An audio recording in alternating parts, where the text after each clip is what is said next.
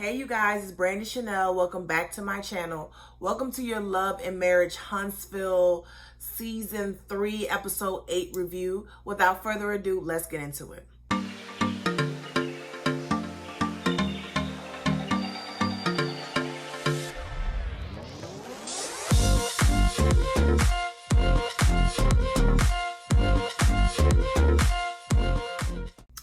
Okay, you guys, so I know I'm late with the reviews. You probably won't get Real Housewives of Potomac until tomorrow. And I think I'm going to do Real Housewives of Salt Lake City. I'm thinking about it. So without further ado, let's just go ahead and get into this Love and Marriage Huntsville. You know, this was a pretty good episode. Not a whole lot went on, but it was enough to talk about. So let's just go ahead and talk about it. We first opened up with Melody is shooting a music video for her hit song, Telltale Signs. Y'all, I'm not even finna play this game with y'all. I think at first I said, I don't really know if I like the song or not. I don't know if I like the song or not. Like, I'm leaning towards, I don't like the fucking song. I don't like the song. I don't like the song. It seems real one fish, two fish, red fish, blue fish. That's what I'm getting. Like, big weird Scorpio out of me. I'm just not, I'm not liking it. Like, I just don't like, I'm not liking the song. I'm sorry. I mean, and she could benefit from some vocal lessons. You know, she might need to go to Jane from Real Housewives of Atlanta. Y'all know when Kim was trying to be a singer and she went to Jane, and Jane, you know, told her, see, what it sounds like you're doing is, you know, you kind of don't know what you're doing with your voice. Like, I think Tiffany could benefit, not Tiffany. I think Melody could benefit from some vocal lessons, because it's not that she can't sing, it's that she's struggling. That's what it sounds like. But all these other singers out here made it famous, and they not the best singers, but whatever. She is shooting the music video at her friend Stormi's house. Stormi seems like she would be a great addition to the show. I would love to see more of her. Even just that like little split moment. This is her house and looked like she was pregnant. So I want to see some more of her, because the fact that she's living in this nice house, I want to know what she do. I want to know, you know, what her family is. I want to know a little bit more about Stormi. So can we get her on the show? Can we replace her? Can we replace Tiffany with her? I'm just asking. So this is her friend, Stormi's mansion or estate or whatever. Mel looks good. It looked like she done got a little thicker. So she looks good. Her hair looked great. It looks good. It looks good. Her friend Brittany comes over, and Brittany is the woman that's been watching, or did watch, Melody's 4 children one night, I guess. And if you all don't remember, Martell went on social media and did this whole video talking about Melanie's brother and this other bullshit. And then he brought up the fact that, you know, Brittany only has 1 child and she's not experienced with, you know, 4 other children, and she's incapable and all this other stuff. And it seemed like they have been friends with Martell, so she didn't know where it came from. I'm going to be honest with y'all. This scene was kind of like made up. It felt made up. It felt uncomfortable. It felt forced. I don't know. It just kind of it felt like out of the blue. I don't know. It just felt like it was unnecessary, and it felt like it was being forced, and it was out of the blue. So I don't know, but I wasn't really featuring this scene, but I guess she felt, I don't know, I guess Melanie just kind of felt like she had to make a statement. She had to apologize or something like that to Brittany. I feel like Brittany was like, okay, bitch, whatever. Like, you know, she was shocked, but she wasn't surprised because, you know, he was in a different state of mind. I don't know. The scene kind of felt forced to me, but, you know, whatever. So Tish is at the Black Lounge and she's talking to Jalen. And we've come to find out that Some of the staff members have left. And I think it was like the cook and the bartender or something like that. And Tish wants to talk about some fucking emails, some reports at the end of the night. Tish, did you not hear what the fuck he just said? He's cooking, okay? He's making drinks. He's a hostess on top of being a fucking general manager. This is what I don't understand, right? From what I know, and I'm a business admin. I have a bachelor's degree in business administration, and the one thing I know, and the one thing that I've learned while getting my degree, is that businesses, especially restaurant businesses, you really don't see a profit between, I guess, like the first 3 years. You really don't see any money being made, and really that's really the time where most businesses fail, right? So the fact that Tish and Marceau have such a hands-off approach with their business is kind of worrisome to me. It's like, this is your business. I don't care if Jalen is the general manager or not, okay? You can't be hands-off on your business, especially the restaurant business, especially when it's fucking brand new. You can't be this hands off, okay?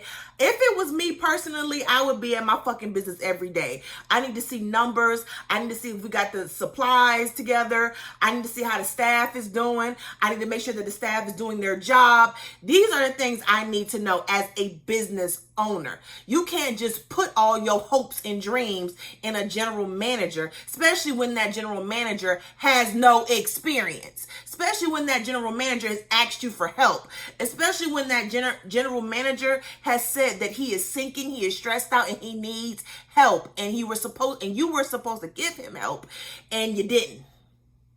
So the fact that she's sitting up here talking about reports, it's kind of like, ma'am, I don't know if I don't know what it is. Are you slow? Are you slightly delayed? Like, what the fuck are you not getting? I need help. I don't have time to do no goddamn reports. Why? To me, it's like this. Why does the reports have to be done every night? It can't be done on a weekly basis. Why are we doing this every night? Like, it don't make no sense. And then, they get to talking about Kimmy. And Tish and Jalen wants to make sure that him and Tish are good, and that she's not taking her frustrations that she has with Kimmy, and she's not taking it out on Jalen. And she says she felt very offended, but I'm like, Tish, you have a history of doing that. Like, you have a history of treating certain situations and being very childish about it. And I think your family noticed about you. So even though you're saying it's unprofessional to handle your business that way, people know you personally, and they know that sometimes you can handle things irrationally and very immaturely. I don't know if that's a word or not, but that's how you be handling shit, right? So they want to make sure that everyone is on the same page. And I don't fault Jalen for asking the question. I just want Jalen to be like, you know what? Since you're not giving me the help that I need, I gotta go. I really do feel like Jalen could do better things outside of Black. I really think him being on the show, his mom knows about, and he has a mother who knows about houses and things of that nature.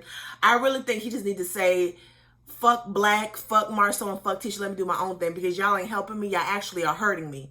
Okay, I'm here all the time doing y'all shit, and I'm forgetting about all the shit I had going on. So I really think Jalen should just give Tish and Marceau his ass to kiss, really. Marceau comes in and asks Jalen for some feedback. I am a big component of, you ask me a question, you want me to be honest, I'm going to give you the honest truth. Some people, when they're in that position and they're talking to their boss, they wouldn't be as honest. I feel like if you're genuinely asking me for feedback and you really want my feedback, you would accept my honest opinion. And I don't think Marceau really took what Jalen said seriously, because Marceau thinks whatever he does is right. He thinks how he's handling this business, how he is approaching the situation with Jalen, he thinks he is right. This is the same man who won't even go to therapy to fix his marriage. So Jalen is not going to tell him what he needs to do better for his job. I think, honestly, he just said that to act like he just, I think he asked that question because it sounded nice. That's basically what I think. I think he wanted to act like he's interested in Jalen's well-being and Jalen's opinion, and I don't think he really is, to be quite honest with you. Tish apologizes to Marceau for being aggressive last episode. I think it was good that she apologized to him. I think when we're married, and I know it gets heated, we need to keep our fucking hands to ourselves. I think that's what we need to do. If the situation was reversed, I think we would be cussing Marceau out and we would want him off the show if he had put his hands on Tish. So I think we all need to keep our hands to ourselves. And I also think that Tish allowed her mother to get the best of her and things of that nature. Marceau says he has no problem answering direct questions if it's coming from his wife. Here's the thing. I think Tish's love language is affirmation, okay? I think that is Tish's love language, okay? And I think every once in a while she needs that from Marceau. And Marceau, he's unwilling to do that because he's so stuck on himself and thinking everything he does is right that he won't even give his wife a little bit of what she needs. I think her love language is affirmation, okay? Meaning she needs to be reassured that you love her. She needs to be reassured that you're into her. She needs for you, when she walks into the room with lingerie and things of that nature, she needs you to act like you give a fuck, that you're ready to hump, and that you're interested and you're still attracted to her. That's what she needs. And you know she needs that because you've been married to her for 15 years. And at this point, you should know who your wife is. So the fact that he won't even give her a little bit, I don't know. It just says really a lot about him. And I think the reason why they've been able to survive for 15 years is because she has just given in to him. Okay, she's just giving in to him. The fact that he won't defend himself for whatever reason, bitch, don't defend him. He don't need it. Okay, if you see he don't give a fuck, then you don't give a fuck. I understand that's your husband, but if he ain't giving you what you need, you don't need to give him you don't need to do nothing for him. It's basically what I'm saying, okay? Not nothing for him, but you don't need to go out your way to defend him when he clearly shows he don't care. So moving on. Maurice visits Lewis at his job to talk about the whole Tiffany situation. To me, this was like an unnecessary scene. I mean, you said what you said. What are we still discussing this for? Yes, she cried, and she cried because she knew she was dead ass motherfucking wrong. She thought she was gonna come on this show being a Kenya Moore, being a Giselle Bryant, and really she's just as soft as Twinkie feeling, okay? So you got your point across. He invited Lewis and Tiffany to Vegas, so that was good, I guess. Mel visits Destiny, and they talk about going on the trip. Destiny's gonna get there late because she has to drop off her son at the daddy house, so she ain't gonna be there on time. So that's when Melody is gonna come. They don't want to do any couple things where she got to team up with Martell. And, Destiny says something about Tiffany and bringing old tea. Again, you're still talking about it. So how is it old tea? How is it frozen cold or ice cold tea or whatever the case may be? Like, if it's so ice cold, then why are you still talking about it? Let that shit go. Let it go, girl. Let it go. Just let it go. Destiny, like... It's ice cold. Okay, so stop talking about it, okay? I get what she's saying about Tiffany not being able to read the room. I totally agree with that, but it's not that serious, Destiny. Like, really, it's not. They're on their way to Vegas. They're all going into the party bus. The party bus has the pole on it. Everyone takes a spin on the pole, okay? I thought Tish looked good. Her body is together. Like, Tish may not be the smartest in the bunch. She may not be the brightest star in the sky, but her body is banging now. We got to give her that. She's a beautiful woman. We see Lewis and Tiffany come onto the bus, and Martell is there, and what's his name? Maurice asks Martell, is he bringing Marcus on the trip with him? And, you know, he's saying Marcus may come out. That's Marcus is his alter ego. Basically, that's, you know, who he is when he turn up and he drink and all this other stuff. Quiet as it's kept. That's probably who Melody was married to for them 5 years. He was with old Coleslaw. So he been Marcus this whole time, okay? The only time he may have been Martell's when he was with his kids or when he was at work. But Melody, bitch, you was really married to Marcus, just to let you know, okay? At least for them 5 years, he was cheating on you. Tish makes this speech to Lewis and Tiffany about what happens in Vegas stays in Vegas. Moving forward. So they walk in, they're getting ready. They've gotten their rooms together, and you know, it's been a long trip, so everyone wants to pretty much chill and go by the pool. We see Kimmy and Tish picking out their swimsuits. Am I missing a part? Oh, back up. Rewind. Okay, so they're in the kitchen and they're talking about threesomes.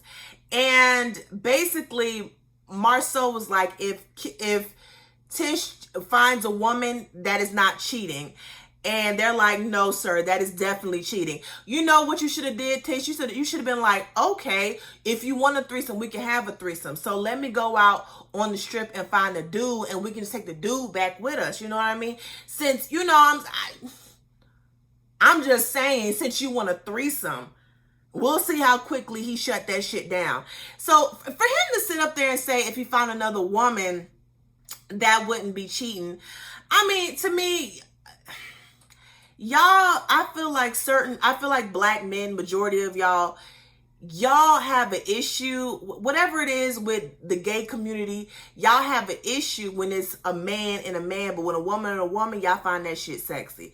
Just like this whole Lil Nas X and the VMAs, you know, everybody was talking about Lil Nas X, but when it came to Normani and Tiana Taylor, y'all ain't saying shit. Okay, what about the kids though? What about the kids? I'm just saying. But that's not here or there, that's another video. But I feel like, you know, to say that it's not cheating is definitely cheating, but maybe it's not cheating if he joins in or if she doing it alone. I don't know. Then they start talking about Destiny and saying that, you know, Destiny thinks she thinks that everyone wants her because, you know, she said Jalen wanted her, and now Kimmy wants to do a threesome with her. Like, Destiny, you're a beautiful woman. We know you're beautiful, but bitch, everybody don't want you, okay? And you know, I get it. It don't take a lot to be light skinned and, you know, and slim and you know, got the best lace fronts. It don't take much to be all that, but you know, you are a beautiful woman. Whatever, okay? Everybody don't want you though. You're not everyone's type. Everybody don't want you. They start talking about cheating. When they were talking about cheating, Martell says, it's not cheating if they don't know about it.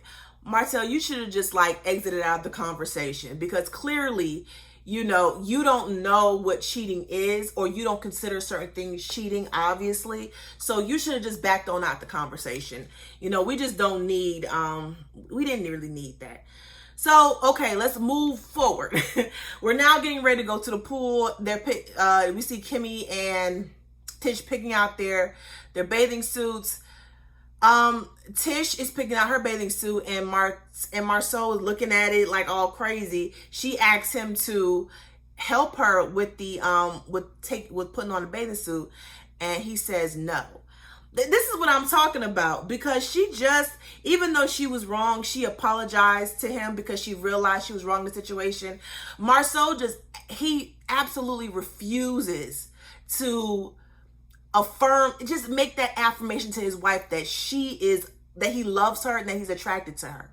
And that is what she clearly needs. Some of y'all keep saying it's needy, but I feel like, you know, if I am always the one giving up and sacrificing and, you know, just going, you know, just tending to my spouse's needs all the time, and he's not doing it for me, however needy I may come off, however, it's to me, it's like, why can't he find that? Why can't he do that for her?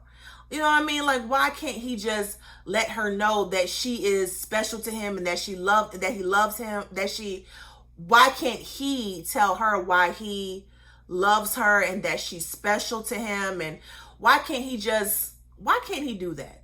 Because that's really what she is wanting. And you know what we're going on with Kimmy, you know, they're doing the opposite. You know, Maurice always seems like he's into his wife up until this last few minutes of this episode, which you're going to get into. So they all go in the kitchen and they're talking about how Maurice used to be, you know, 70 pounds and all this other stuff. And someone said until Kimmy took him away. Tiffany at first is looking confused, but then she says something and Kimmy's like, no, I wasn't a side chick. And, you know, then the conversation moves out into the pool, and then Tiffany brings it up again, and Martell he's laughing about it, and he's kind of joking around and things of that nature. I agree with Kimmy in her confessionals when she said, you know, it was convenient for Martell to come up with that rumor, especially since, you know, he was the one going through it, so he wanted to point the finger at someone else to take the pressure off of him because of all the fuck shit he was doing. Okay, I'm starting to believe, and I think I've said this in a video before, I believe that Kimmy was a side chick, but maybe she didn't know about it.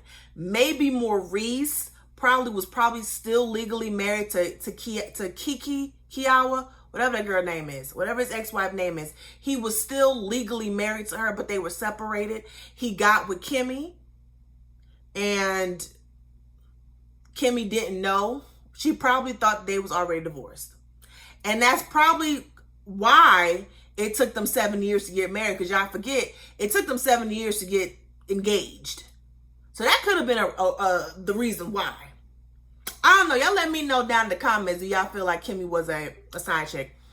So then they continue to joke about it. Then Kimmy says, well, it's not funny. And then Marcel was like, it is funny. She said, well, is it funny as you having a side baby? And to me, I wasn't mad at Kimmy for bringing that up because at this point it's disrespectful. If she was a side chick or not, it's obvious she don't know it. And Maurice is not helping anything by just staying quiet and not saying shit. Okay. When she brought that up, then they get to talking about Jalen and they get to talk about Wanda. And here's the thing, Tish. You have to know by watching this show that your mom over-exaggerates the truth. Okay? She over-exaggerates the truth. So you have to then say, okay, Mom, I understand. I don't want you to get into it with her, but okay, we gonna move past it. You just gotta, that's how you have to do your mom. You don't have to confront Kimmy about a confrontation that she had with your mom, knowing that 9 times out of 10 your mother started it. And Kimmy just had to get her ass together, period. Like they said before, Kimmy and Miss Wanda ain't too far apart in age, okay? So, listen, if your mama can get shit started, she should be able to defend herself. She don't need you, okay? Don't start none, won't be none, okay? Your mom needs to know that, okay? Then they get to talking about Jalen. So, this is how I feel about the whole Jalen situation. Someone saying yes, ma'am, to me is not disrespectful. However, if I've told you not to say yes, ma'am, to me, and you say it, now I feel like you're being smart. However, I don't blame Jalen for being slightly frustrated because he is not getting the help that he needs from Tish and Marceau. So I think that sometimes Tish and Marceau think they can say or do whatever and no one is supposed to have a response back. And I think at this point, Kimmy is tired of that shit. Okay, y'all done disrespected her. Now you got your child involved in it. She tired of them goddamn Scots, and her husband just sitting there looking all goofy, just looking stupid and goofy. He ain't stepping in. He ain't taking up for her. And I'm seeing Marceau step in and say shit, and Maurice just sitting there looking crazy. Like I need you to talk to your brother because your wife shouldn't have to do this all the time. Yes, Kimmy is able to defend herself, but she shouldn't have to always defend herself against your family, because Kimmy is married into this family.